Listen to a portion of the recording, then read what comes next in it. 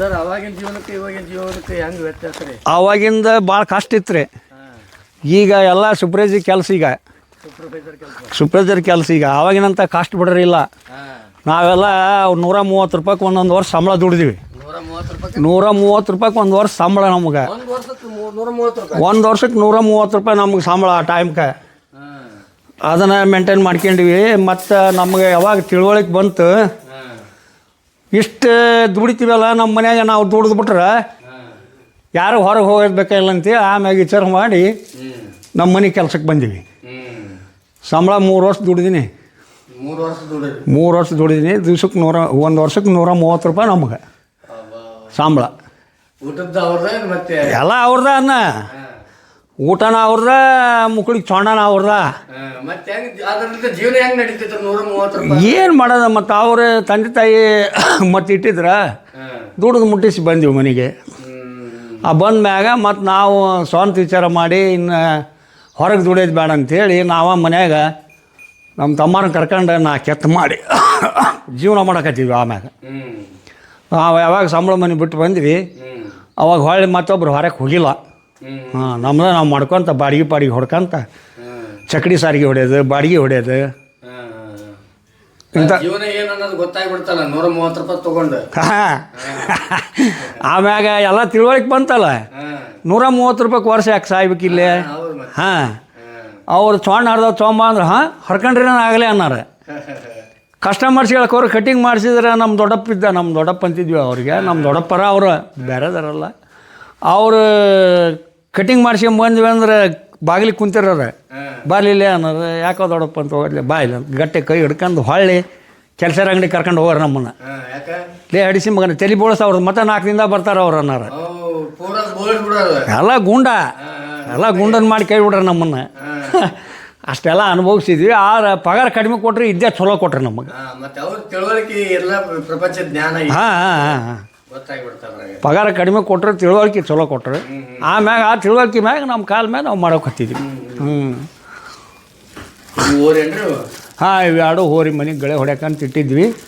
ಅವು ಗಳೆ ಹೊಡ್ಯಾರ ಇಲ್ಲ. ಈಗ ನೋಡ್ಬೇಕು, ಇಟ್ಕೋಬೇಕು, ಇಲ್ಲಿ ಕಡೆ ಕೊಡ್ಬೇಕು. ಮತ್ತು ಏನೋ ಮಾಡೋಕ್ಕಿಲ್ಲ, ಯಾರಿಲ್ಲ, ದುಡ್ಯಾರಿಲ್ಲ, ಏನಿಲ್ಲ. ಹಾಗಾಗಿ ಇಟ್ಕೊಂಡಿವಿ. ಇರಲಿ ಅಂತೇಳಿ ಪ್ರೇಮಕ್ಕೆ ಗಳೆ ಹೊಡಿಲಿಕ್ರೆ ಪ್ರೇಮಕ್ಕೆ ಇರೋಲ್ಲಕ ಅಂತ ಇಟ್ಟಿವಿ ಅವನ್ನ. ನಾವೆಲ್ಲ ನಮ್ಮದು ಹೊಲ, ನಂದು ಹೊಲ 8 ಎಕರೆ ಐತಿ. ಟೋಟಲ್ 8 ಎಕರೆ ಐತಿ ನಂದು. ನಮ್ಮ ಹೆಣ್ಮಕ್ಳದ್ದು 2 ಎಕರೆ ಐತಿ.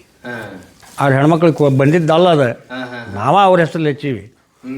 ಮುಂದೆ ಅಕಸ್ಮಾತ್ ನಾವು ಯಾವ್ದದ್ದು ಆದ್ರೆ ಅವ್ರ ಜೀವನಕ್ಕೆ ಇರಲಿ ಅಂತೇಳಿ 2 ಎಕರೆ ಹೊಲ ಅವ್ರ ಹೆಸರಲ್ಲೇ, ಒಂದು ಮನೆ ಅವ್ರ ಹೆಸರಲ್ಲೇ.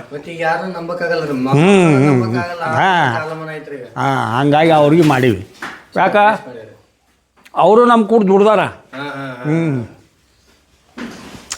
ಆ ಉದ್ದೇಶಕ್ಕೆ ಮಾಡೀವಿ.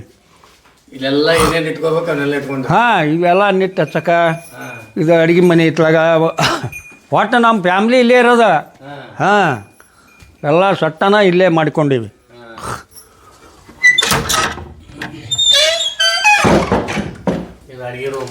ಇದು ಅಡುಗೆ ರೂಮು. ಇದು ವಾರ ಪಡಿಸಲಿ ಅಂತೇಳಿ ಕಾಳು ಕಡೆ ಹಚ್ಕೊಳಕ, ಮಕ್ಕಳಕ್ಕ, ಹೇಳಕ್ಕ ಮಾಡ್ಕೊಂಡೀವಿ. ನಮಗೆ ಇಲ್ಲಿ ಕರೆಂಟಿಂದ ಒಂದು ಗಣ ತೊಂದ್ರೆ. 10 ಗಂಟೆ ಆತಂದ್ರೆ ಒಟ್ಟ ಕರೆಂಟನೇ ಇಲ್ಲ. ಊರಾಗಿರ್ತ ಇಲ್ಲಿ ಊರ ಹೊರಗೆ ಒಟ್ಟ ಕರೆಂಟ್ ಇಲ್ಲ. ಕತ್ತಲ್ದಾಗ ಜೀವನ ಮಾಡ್ಬೇಕು. ಗೌರ್ಮೆಂಟಿಗೆ ಸಪ್ಲೈ ಮಾಡ್ರಿ ಅಂತ ಕೇಬಿಗೆ ಹೇಳಿವಿ, ಎಲ್ಲರಿಗೂ ಹೇಳಿದ್ರಿ ಯಾರದ್ದು ಅದ ಮಾಡುವಲ್ರಿ ಅವರು. ಅಲ್ಲಿ ಬೇಕಾದ್ರೆ ನಮಗೆ ಮೀಟ್ರ್ ಕುಂದಿರ್ಸ್ಕೊಡ್ರಿ ಅಂತ ಹೇಳಿವಿ ಅವ್ರಿಗೆ. ನೀವು ಹಂಗೆ ಕೊಡಬೇಡ, ನಮಗೆ ಮೀಟ್ರ್ ಕುಂದಿರ್ಸ್ಕೊಡ್ರಿ ಮನೆಗೆ, ನಮ್ಗೆ ಇಲ್ಲಿ ಜೀವನ ಮಾಡೋಕ್ಕೆ ಬೇಕಂತ ಹೇಳಿದ್ರಿ. ಯಾರದ್ದು ದಾರಿ ಮಾಡಿಲ್ಲ ಇವತ್ತಿಗೆ. ದಯವಿಟ್ಟು ಮಾಡ್ಬೇಕು ಅವರು. ಮತ್ತು ತಿಳುವಳಿಕೆ ಇದ್ದಾರಾದ್ರೆ ಮತ್ತು ರೈತನ ಕಷ್ಟ ಕೇಳ್ಬೇಕು. ಮತ್ತು ನೋಡ ರೈತ ಬೆನ್ನೆಲು ಬಂತಾರೆ, ರೈತಂದ ಬೆನ್ನೆಲು ಮುರಿತಾರೆ ಅವರು. ಈಗಿಂದ ಪರಿಸ್ಥಿತಿ ನೋಡಿದ್ರೆ ಭಾಳ ವಜ್ಜೈತಿ. ಈಗೆಲ್ಲ ಈ ಸಮಸ್ಯೆ ಹಿಡಿದಿದ್ದಕ್ಕೆ ನೀವು ಯಾಕೆ ಮಾಡ್ಕೊಂಡಿವಪ್ಪ ಅನಿಸ್ಬೇಕೈತಿ ನಮ್ಗೆ. ಯಾಕಂದ್ರೆ ಆಳನ ಸಿಗೋಲ್ವ. ಈಗ ಅವ್ರಿಗೆ ಫ್ರೀ ಅಕ್ಕಿ ಬರ್ತಾವ, ಫ್ರೀ ಬಸ್ ಚಾರ್ಜ್ ಇರುತ್ತಾ, ಮತ್ತು ತಿಂಗಳ 2000 ಕೊಡ್ತಾನೆ. ದುಡಿಯೋಕೆ ಯಾಕೆ ಬರೋಕೆ ಹೋಗ್ತಾರೆ?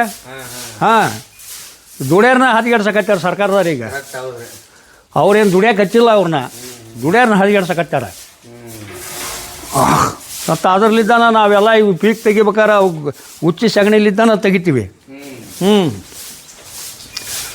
ಇಲ್ಲೇನು ಇವು ಬೀಜಗಡ್ಡಿ ಇಂಥವೆಲ್ಲ ಪೀಕ್ ಮಾಡ್ತೀವಲ್ಲ ಅವಕ್ಕೆ ಸರ್ಕಾರಿ ಗೊಬ್ಬರ ಭಾಳ ಬಳಸಲ್ಲ ನಾವು, ಎಲ್ಲ ಅದ್ರ ಮ್ಯಾಗ ಮೇಂಟೈನ್ ಮಾಡ್ತೀವಿ.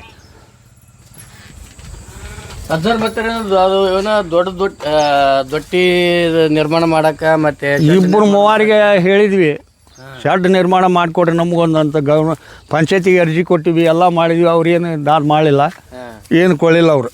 ಆತು ಬಿಡಪ್ಪ ಅಂತೇಳಿ ಮತ್ತು ನಾವು ಹಂಗಿಟ್ಟು ಹಿಂಗಿಟ್ಟು ದುಂಡಗೆ ಇಟ್ಕೊಂಡು ಅವಕ್ಕೆ ಶೆಡ್ ಮಾಡ್ಕೊಂಡ್ವಿ. ಇದೊಂದು ಮನೆ ಮಾಡ್ಕೊಂಡ್ವಿ ನಮ್ಗೆ ಇರೋಕೆ.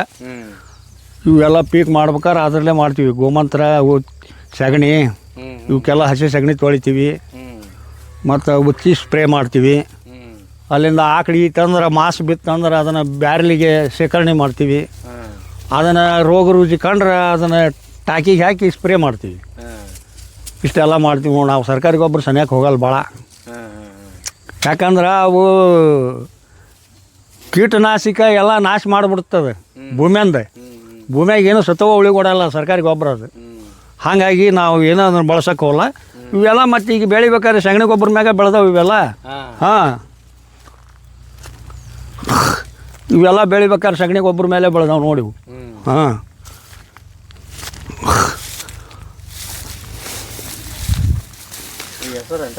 ಅಲಸಂದಿ ಇದು ಮೊದ್ಲಾಗ ಗಾಂಜೋಳ ಹಾಕಿದ್ವಿ. ಗಾಂಜೋಳ ತೆಗೆದು ಲೇಟ್ ಆಗಿದ್ದಕ್ಕೆ ಅಲಸಂದಿ ಹಾಕಿಬಿಟ್ವಿ. ಈಗ ಅಲಸಂದಿ ಬಂದೈತೆ ಬಿಡಿಸಕ್ಕೆ ಹತ್ತಾರ ಬುಡ್ಡಿ ಅಲ್ಲಿ ಬಿಡಿಸ್ತಾರಲ್ಲೇ ಅಲ್ಲಿ ಆ ಕಡೆ ಇರ್ಬೇಕು ಅವ್ರು ಬಿಡ್ಸಕ್ಕೆ ಹತ್ತಾರ. ಹೆಂಗ್ರಿ ಅದು ರಾಸಾಯನಿಕಕ್ಕೂ ಮತ್ತು ಇದು ಸಾವಯವಕ್ಕೆ ಹೆಂಗ್ರಿ ವ್ಯತ್ಯಾಸ ಏನು ನೋಡ್ರಿ? ರಾಸಾಯನಿಕಕ್ಕೆ ಅರ್ಜೆಂಟ್ ಪೀಕ್ ಅರ್ಜೆಂಟ್ ಬರ್ತಾ ಇದು ನಾವು ಇದ್ರ ಪದ್ಧತಿ ಮಾಡ್ತೀವಲ್ಲ ಒಂದು ಸ್ವಲ್ಪ ಸ್ಲೋ ಬರ್ತಾ ಆರೋಗ್ಯಕ್ಕೆ ಚಲೋ ಇರ್ತಿದೆ. ಇದು ಆರೋಗ್ಯಕ್ಕೆ ಒಳ್ಳೇದಿರ್ತಿದೆ, ಅದು ಆರೋಗ್ಯಕ್ಕೆ ಹಾನಿ ಮಾಡುತ್ತದೆ. ಇಳುವರಿ ಕಂಪೇರ್ ಮಾಡಿದ್ರೆ ಏನಾಗಲ್ಲ. ಅದಕ್ಕೆ ಇದಕ್ಕೆ ಭಾಳ ಏನು ವ್ಯತ್ಯಾಸ ಇಲ್ಲ. ಆಟ 1 ಚೀಲ 2 ಚೀಲ ಕಡಿಮೆ ಆಗ್ಬೋದು ಅಷ್ಟೇ. ಇದ್ರ ಮುಂದೆ ಅದು ಆಗಲ್ಲ ಸರ್ಕಾರಿ ಗೊಬ್ಬರ. ಗುಣಮಟ್ಟ ಸ್ವಲ್ಪ ಇದು ನೀರಿನ ತೇವಾಂಶ ಹಿಡ್ಕೊಂತೈತಿ ಈ ಗೊಬ್ಬರ. ನಮ್ಮದು ಸಾವಯವ ಗೊಬ್ಬರ ಇವತ್ತು ಮಳೆ ಆಗಿಲ್ಲ ಅಂದ್ರೆ ಒಟ್ಟು ತಡ್ಕೊಳತ್ತ. ಆ ಗೊಬ್ಬರ ಹಾಕಿ ಹೊತ್ತಿನ ಮಳೆಗಿಳಿ ಹೋತಂದ್ರೆ ಸುಟ್ಕೊಂಡು ಹೋಗುತ್ತದೆ. ಅದಕ್ಕೆ ತಡ್ಕೊಳ್ಳೋ ಶಕ್ತಿ ಇರೋಲ್ಲ. ಆಗ ತುರ್ತು ಮೆಟ್ಟಿಗೆ ಡಾಕ್ಟರ್ ಇಂಜೆಕ್ಷನ್ ಮಾಡತ್ಲೆ ಒಂದ್ಸೂರು ಹಳವಾರ ಹಾಕನಲ್ಲ, ಆ ಟೈಪ್ ಅದು.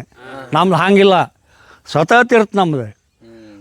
ನಾನು ಒಮ್ಮೆ ಸಗಣಿ ಗೊಬ್ಬರ ಒಮ್ಮೆ ತುಂಬ ಹಾಕಿದ್ದೆ ಅಂದ್ರೆ 3-4 ವರ್ಷ ನೀನು ಹೊಳ್ಳೆ ನೋಡ್ಬೇಡ ಅದನ್ನು, ಆ ನಮೂನಿ ಬೆಳೀತದೆ ಹೊಲ. ಈ ಸರ್ಕಾರಿ ಗೊಬ್ಬರ ಹಾಕ್ತೀವಲ್ಲ ಒಂದೇ ಪೀಕ್ ಅದು.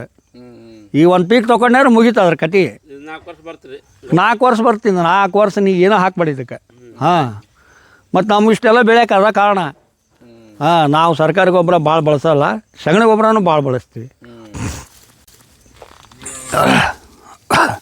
ನೀರಿಂದ ಇಲ್ಲಿ ಕೆರೆ ನೀರು ತೊಗೊಂತಾರೆ.